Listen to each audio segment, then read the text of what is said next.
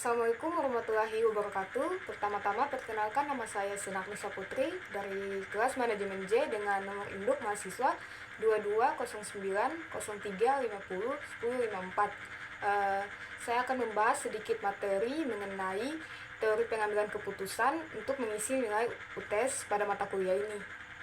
Materi pertama yang akan saya sampaikan yaitu mengenai bisnis plan. Apa sih bisnis plan itu?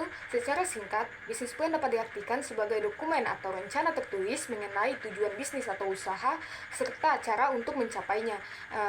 Secara lebih kompleks, rencana bisnis berisi keseluruhan informasi mengenai bisnis yang ingin atau sedang dijalankan. Informasi-informasi dapat terkandung dalam rencana bisnis, dapat berupa strategi pemasaran, sumber pendanaan, estimasi penghasilan dan biaya, dan masih banyak lagi. Rencana bisnis dapat menggambarkan apakah bisnis tersebut layak dijalankan atau apakah berkelanjutan untuk kedepannya. Kemudian, perlu kita ketahui mengenai fungsi bisnis plan. Ada 3 fungsi yang saya ketahui. Yang pertama, dapat menarik investor. Yang kedua itu menjadi acuan dalam menjalankan bisnis. Dan yang ketiga, menentukan proyeksi kebutuhan finansial di masa yang akan datang.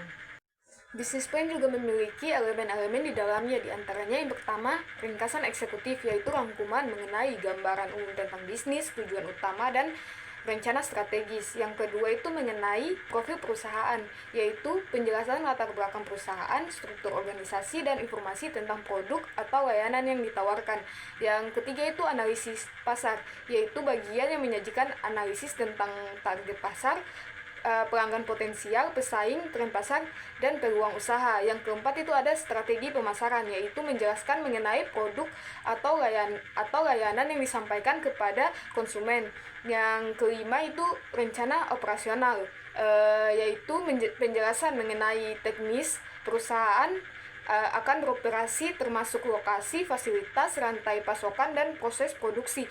Yang keenam itu ada rencana keuangan, yaitu proyeksi keuangan yang meliputi perkiraan penjualan, rencana pengeluaran, dan laporan keuangan. Yang ketujuh itu ada manajemen dan tim, yaitu pengembangan keahlian dan tanggung jawab anggota tim manajemen yang terlibat ketika menjalankan bisnis.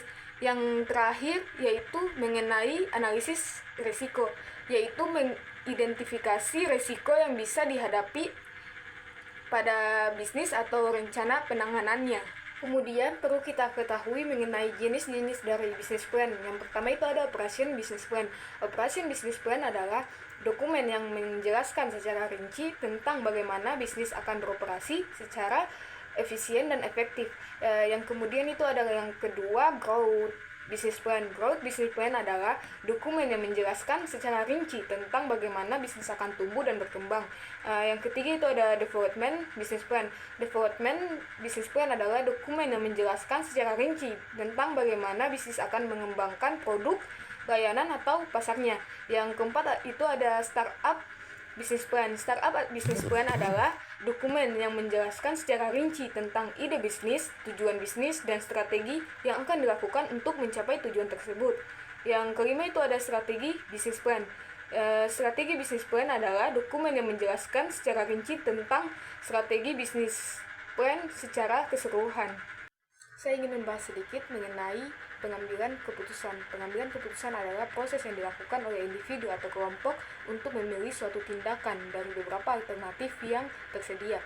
Hal ini melibatkan evaluasi informasi, pertimbangan tujuan dan nilai, serta penilaian konsekuensi dari setiap pilihan yang mungkin diambil. Pengambilan keputusan dapat terjadi dalam berbagai konteks, termasuk dalam kehidupan sehari-hari di lingkungan kerja, dalam bisnis, dan dalam pengambilan keputusan strategis dalam organisasi.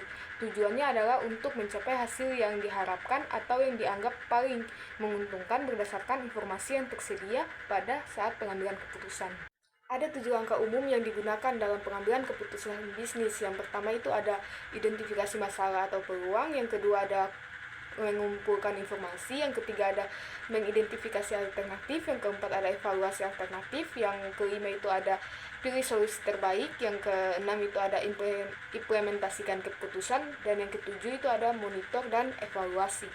Baik, cukup sekian materi yang saya sampaikan. Lebih dan kurangnya mohon dimaafkan. Assalamualaikum warahmatullahi wabarakatuh.